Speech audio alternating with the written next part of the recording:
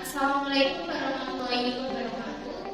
Perkenalkan, kami dari kelompok 6 untuk peningkatan kelas 4. Izin memperkenalkan diri, nama saya Rizka Berkarina dengan NIM 2410601012. Nama saya Munazir Jana dengan NPM 2420601094. Nama saya Kusila dengan NIM 24401011. Perkenalkan, nama saya Kusila dengan NPM 24401011.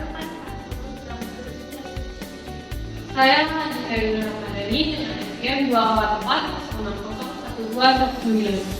Saya Nadia Dewi dengan NPM 2220601018. Saya Ismail Yudi dengan NPM 24401019.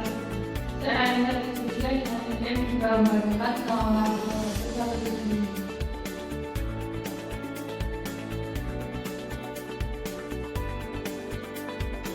Tahapan perjanjian biasanya terdiri atas 3 tahap utama, yaitu 1. Tahap prakontrak, 2. Tahap pelaksanaan kontrak, 3. Tahap pasca kontrak. Di video kali ini, kami akan membahas mengenai tahapan dalam perjanjian. Agar tidak membosankan, kami akan menggunakan gaya bahasa sendiri dan menggunakan contoh dalam kehidupan sehari-hari. Oke, langsung saja kita masuk ke dalam tahapan yang pertama.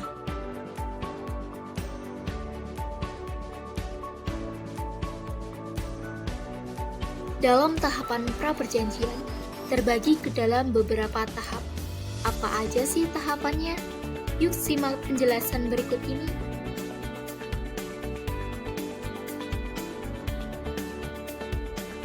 Tahapan pertama yaitu negosiasi awal. Dalam tahapan ini kedua belah pihak baru saling mengenal dan menyampaikan tujuan untuk bekerja sama. Biasanya mereka saling bertukar pikiran dan melihat apakah cocok atau tidaknya. Jadi dalam tahapan ini belum mengakibatkan hubungan hukum. Contohnya seperti ada 2 orang yang sedang memikirkan ide bisnis. Mereka hanya memikirkan konsep dan tidak membuat perjanjian apa-apa. Hai Nadia, wah menarik. Kalau boleh tahu berapa sih harganya? Iya, itu 40.000 kalau kemudian kasih subsidinya dan Wah, tapi aku pikir gitu ya, soalnya membandingin sama toko lain dulu.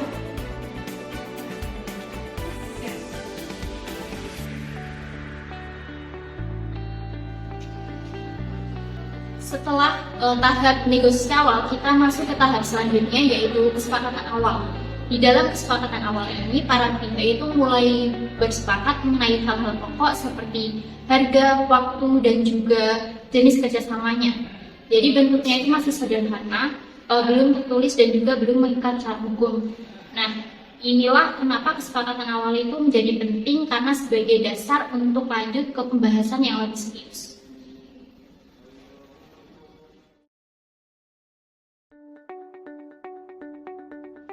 Btw aku baru nemu pos baru kemarin, tapi harganya 800.000.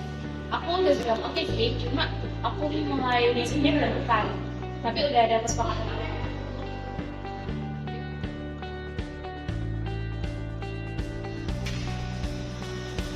Tahap selanjutnya adalah MOU atau Letter of Agreement. Di dalamnya akan tertulis namun tidak mengikat secara hukum. Dan isinya juga terdapat poin-poin utama yang akan dituangkan dalam kontrak. Contohnya, ada 2 perusahaan yang sepakat untuk membagi peran, di mana ada perusahaan yang menyediakan bahan dan di mana ada perusahaan yang mengatur distribusi. MOU ini menunjukkan keseriusan dalam perjanjian. Akan tetapi, jika terjadi pelanggaran, tidak bisa untuk disengketakan di pengadilan.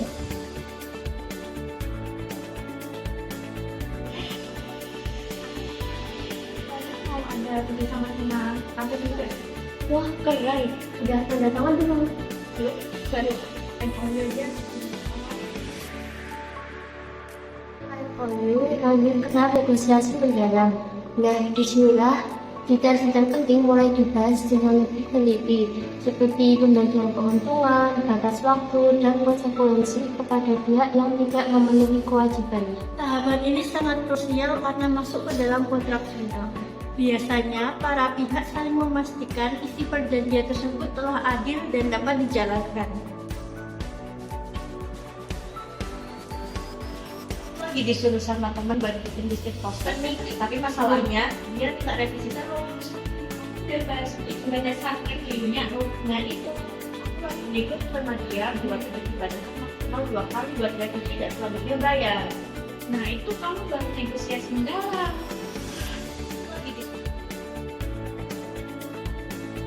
Nah, setelah semua disetujui, masuk ke tahap terakhir yaitu kesepakatan kontrak. Di tahapan ini, perjanjian ditandatangani dan mulai berlaku secara hukum. Nah, Semua pihak menjalankan isi kontrak sesuai kesepakatan. Jika ada salah satu yang melanggar, dapat dikenakan sanksi hukum sesuai isi perjanjian. Kemarin aku habis jual di kota kontrak dan dia udah buat surat perjanjian juga udah tanda tangan kontrak. Dan kamu tuh itu artinya udah secara hukum. Berarti udah masuk kesepakatan kontrak ya. jadi dapat kita simpulkan, perjanjian ada 5 tahap, yaitu yang pertama negosiasi awal, kesepakatan awal, MOU, negosiasi mendalam, dan kesepakatan kontrak.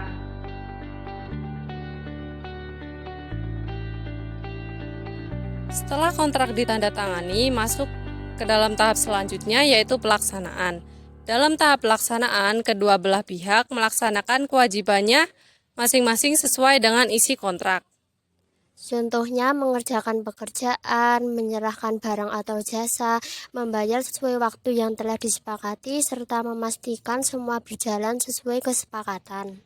Nah, tahap ini penting banget karena menunjukkan apakah para pihak memenuhi perjanjian atau tidak. Jika tidak sesuai dan tidak memenuhi syarat, maka akan disebut prestasi yang akan menimbulkan sanksi atau tuntutan. Dalam pelaksanaan kontrak, ada yang namanya perjanjian kedua belah pihak. Perjanjian ini dibuat melalui kesepakatan bersama kedua belah pihak dalam negosiasi, yang isinya sama-sama disetujui dan harus memenuhi syarat sah perjanjian dalam pasal 1320 KUH Perdata, yaitu sepakat, cakap, objek tertentu, dan sebab yang halal. Perjanjian sepihak atau perjanjian baru. Perjanjian ini isinya sudah ditentukan dari awal. Biasanya pelakunya pelaku usaha. Pihak lain tinggal setuju atau tidak. Walaupun begitu, perjanjian pelaku harus tetap memiliki itikat baik, tidak boleh merugikan salah satu pihak secara berlebih, dan harus tetap memenuhi syarat sah perjanjian. Jadi, dalam tahap pelaksanaan kontrak dapat dilakukan berupa perjanjian dua pihak yang merupakan hasil dari negosiasi dan perjanjian sepihak yang ditentukan oleh salah satu pihak. Keduanya tetap harus memenuhi syarat sah perjanjian.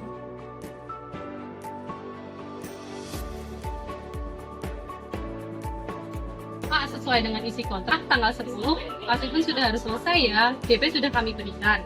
Iya, saya sudah mengambil bahannya juga sudah datang. Oke Kak, kita tunggu kabarnya ya.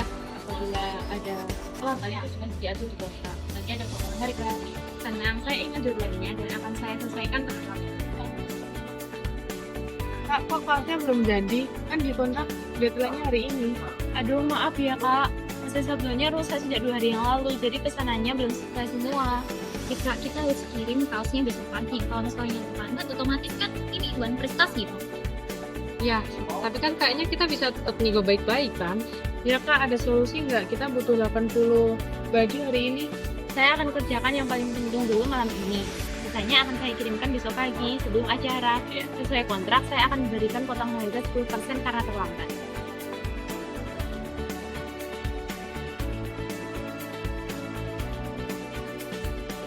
Selanjutnya kita masuk ke tahap yang terakhir yaitu tahap pasca kontrak. Nah, di dalam tahap pasca kontrak ini para pihak melaksanakan 1. Mengecek hasil kerja, 2. Memastikan tujuan kontrak tercapai, 3. Menyelesaikan sisa masalah, 4. Mengakhiri kontrak secara resmi, 5. Menyimpan dokumen sebagai arsip dan juga sebagai bukti. Nah, jadi pada tahap pasca kontrak ini ibaratnya sebagai penutupan akhir. Jadi semisal semuanya sudah beres, maka kontrak dianggap selesai.